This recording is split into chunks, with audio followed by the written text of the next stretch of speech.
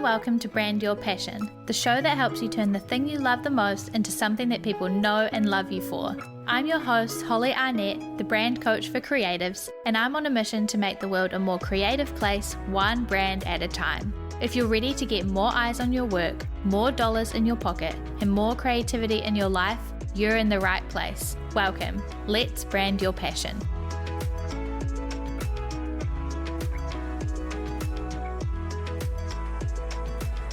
Hey everybody, and welcome to this week's episode of Brand Your Passion.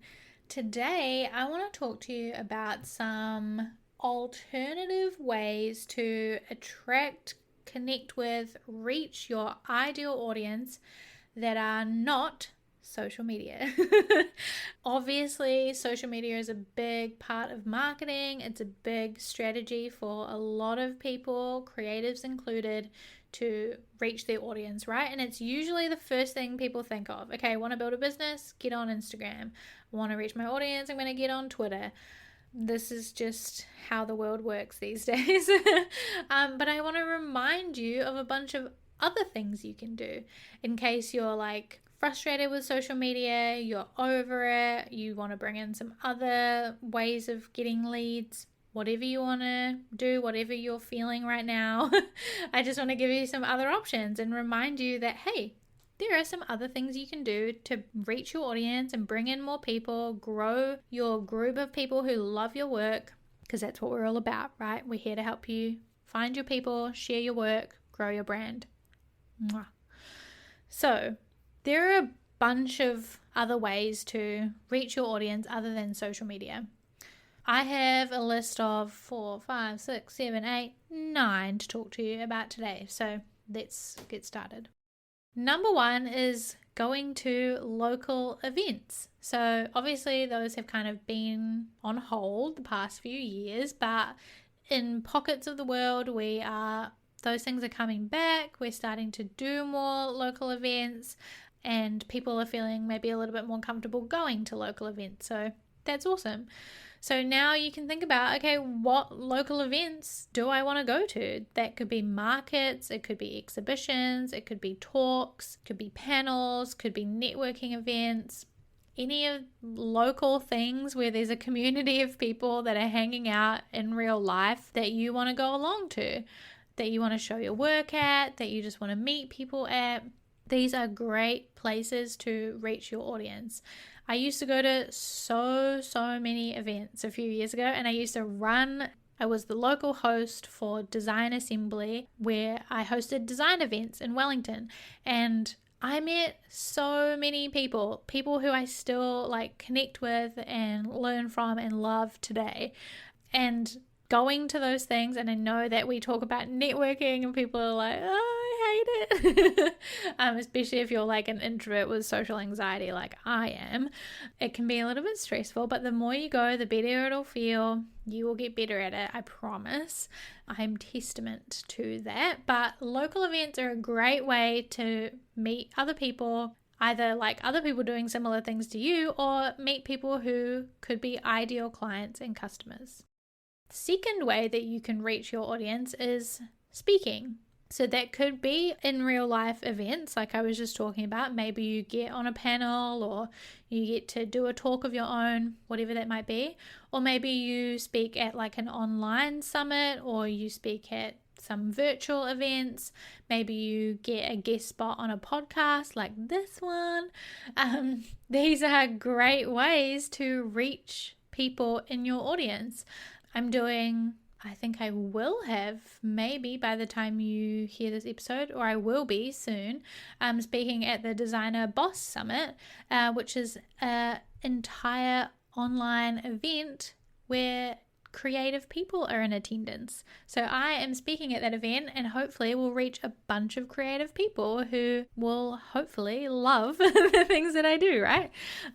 So speaking, doing talks, getting on podcasts, a great way to reach your ideal audience. Another kind of similarly in that vein idea, but not speaking, is like guest writing or being interviewed in like an article. So getting PR or opportunities to write or to be written about. So I've done guest writing for blogs like No Issue and Super High and Henry, all of which have audiences full of creatives, right? So I collaborated with them to write content and then get in front of their audience. You can also, like I said, be interviewed to be in like an article or something like that. ConvertKit, I know, does amazing interviews with their audience that then gets them in front of a whole new audience of people. So any kind of written feature is a great strategy for getting in front of your ideal audience. Also joining any online or local communities. So that could be things like the studio that we have. You want to come and hang out in there and get, people knowing who you are and supporting you and celebrating your work and all of that good stuff. But there are so many online communities, right? If you are an illustrator, I'm sure there are ones for illustration. My friends run a community for the designers. Like there are so many online communities out there, and local ones. You can go on meetup.com, find meetups that are relevant to what you do. Up to you, online or in real life, but getting involved in a community is a really, really great way to get in front of more people and to meet your audience where they're at. There's like a Facebook group for everything, and not that Facebook groups are my favorite places to be, but like there are groups for everything.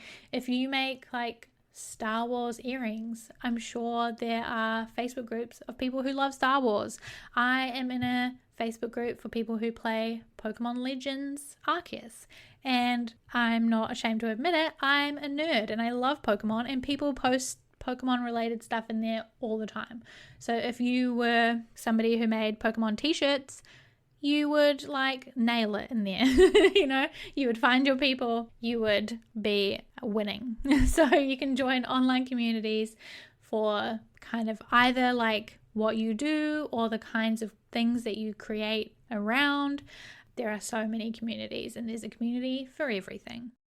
Another tactic or strategy or approach for meeting and connecting with your ideal audience is by using Google and SEO. So we at Maker and Moxie get actually quite a lot of traffic to our website by focusing on our search engine optimization. So that means creating regular content that is like using keywords and following all the search engine optimization rules and guidelines and all of that stuff to get higher up in the rankings, so that when somebody searches like creative branding or brand strategy or any of the things that we talk about, we want to be high on the list of results, so that when somebody searches, they click through, they find me, they read an article, they download a freebie, and then they're on my email list, and then hopefully they work with us, right? That's kind of their overall idea.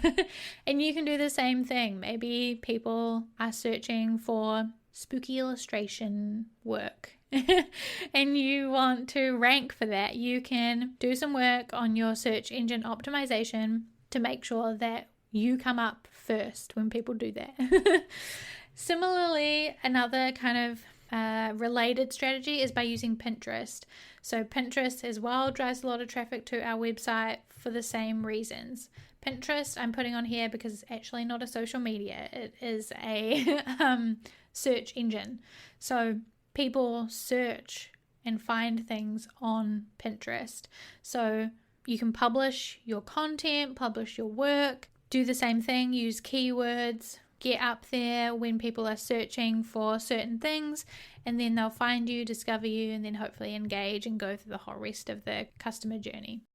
Moving on from like digital related things, you can also take it old school. Maybe you want to get in some magazines or newspapers. You're probably like, what the heck, Holly? Magazines and newspapers? Nobody does that anymore. But you're wrong, because I still love Frankie Magazine, and I find so many amazing creative people in Frankie Magazine, and it's one of my life goals to be in Frankie Magazine, right? So, and there are a bunch of creatives who I know are the same. There are university magazines, like both of the big universities here in Wellington have magazines, and I've found people on through that. And a friend of mine was telling me that if you reach out to those magazines and say, hey, I have some, like, I'm an illustrator or I'm an artist, do you need anything to be contributed?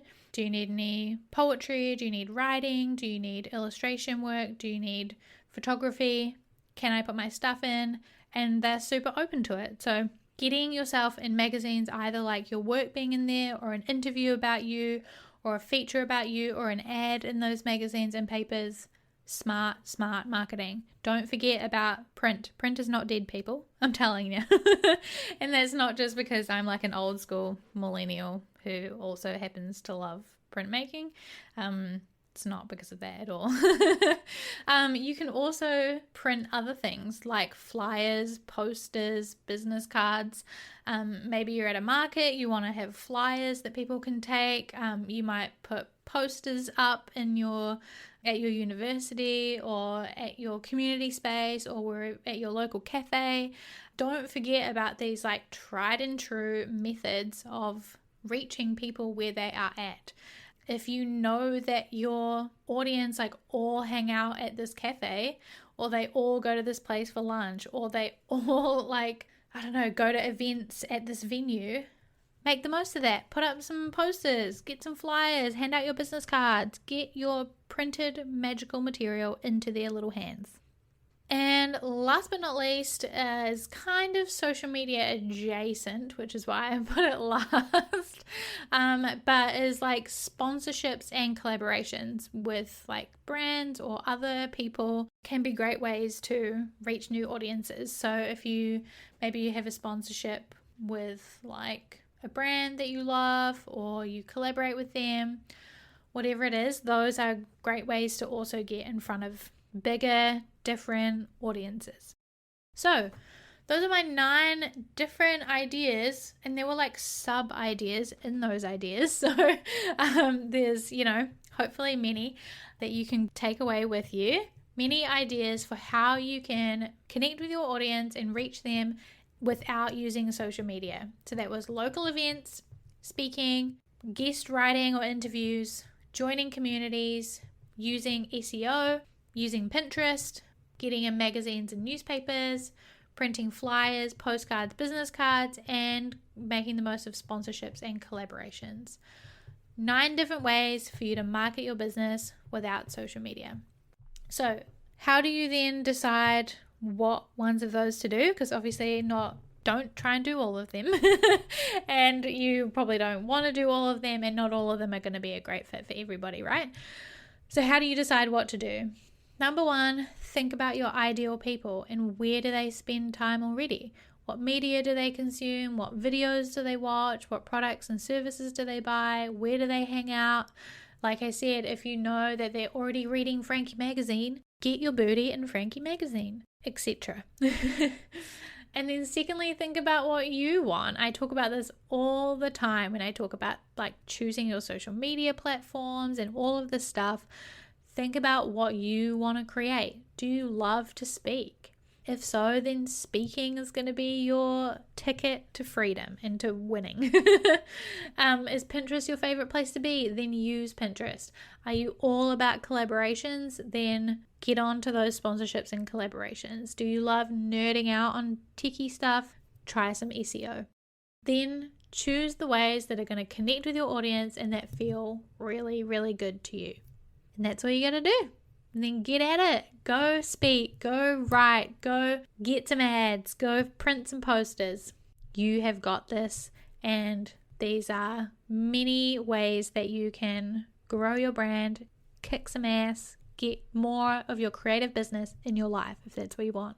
So, hope as always that this has been helpful. Let us know if you have any questions. As always, make sure you come and hang out and join the studio and we can talk about all this stuff. You can share, like if you are working on an article or you're making your Pinterest flipping awesome and you want some feedback, or you just want to share it and celebrate it, come and hang out in the studio. That is exactly what we want to do in there and what we already are doing. So would love to have you.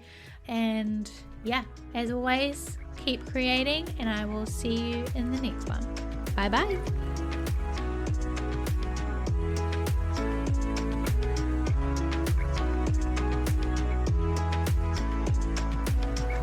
Thanks for listening to this week's episode of Brand Your Passion and choosing to spend time with me learning all about branding, business, and all things creativity. You can find more episodes just like this one at makerandmoxie.com/podcast.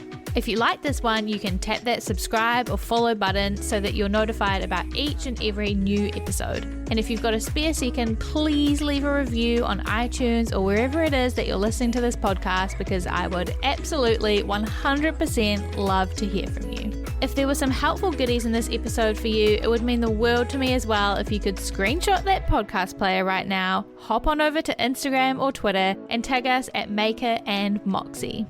By subscribing, reviewing, and sharing, you're helping reach more creators just like you, so that together we can make the world a more creative place, one brand at a time. We can't achieve this mission without you, so your support means the absolute world. I will talk to you in the next episode, but until then, keep creating.